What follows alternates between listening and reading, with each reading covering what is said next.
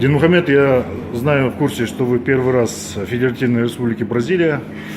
Хотелось бы узнать, как прошли сборы, как готовность команды, как прошла акклиматизация вновь прибывших игроков.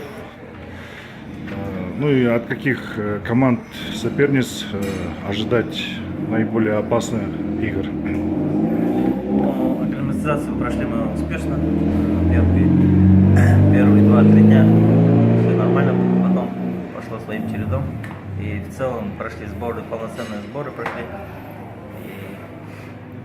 И новички тоже влились в команду полностью, можно сказать. И можно сказать, здесь сейчас самая важная для нас первая игра. Очень сконцентрированы сегодня на сегодняшнюю игру.